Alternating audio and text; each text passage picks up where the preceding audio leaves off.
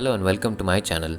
Today I'm going to be telling you everything about the engine start-stop system that we see in a lot of cars today. I'm also going to be telling you if you should be paying that extra money to get that feature in your next car. Do make sure to hit the like button if you like this video and subscribe to AutoCuts. Most cars with a push button start-stop system will have a button on the door handle known as the request switch. It is present on both the front door handles and is used to unlock and lock the car. This is the smart key of the car. It has 3 buttons to lock and unlock the car and to unlock the boot lid. However, you might notice that there is no physical key. You simply have to carry this key inside your pocket or inside your wallet. Let me show you how it works.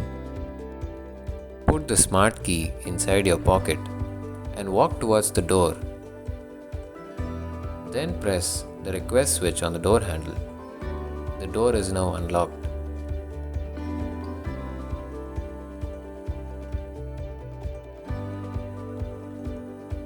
If you wish to unlock the boot lid alone, it can be done by pressing the request switch placed on the boot lid. This feature is very useful when you're carrying stuff on both hands and it's difficult to reach for your keys. This is the engine start-stop button. Pressing this button once turns on a few electronics like the infotainment system. Pressing the button another time will turn on all the electronic systems, including the air conditioning. Pressing the button again turns off everything. Let me now show you how the engine is turned on. This car is an automatic transmission, so I am pressing and holding the brake pedal. You need to press and hold the clutch pedal if it's a manual car. Then press the engine start-stop button and the engine turns on. Always remember, the key of the car has to be inside the car to use the system. The system will not work if the key is outside the car. If you exit the car with the key and the engine is still running, then let me show you what happens.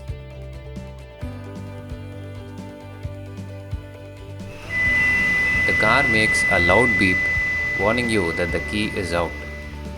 There is also a warning that is displayed inside the dashboard saying that the key is out. However, you can still turn off the car even if the key is not present inside the car. Pressing the button now will not turn on the car. Instead, there's a warning light displayed on the dashboard saying that the key is not present inside the car.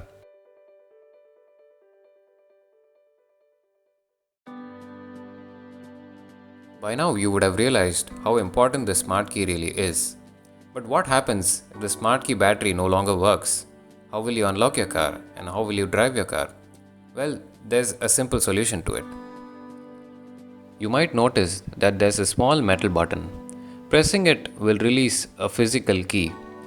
This key can be used only to unlock the doors. Insert the key into the keyhole on the driver's side door. To start the car, you still need to use the remote. Take the remote and press the engine start-stop button with the remote itself. The car will start. The fact that you don't have to reach out for your keys while locking and unlocking or even to start and drive your car adds to the overall convenience factor of your car. But do you really need it? Well, it's not something that you can't live without and it's not an important feature to have either. But if you're someone who likes attention to detail and sophistication, and if you don't mind paying extra for it, then I think you would love having this feature in your next car.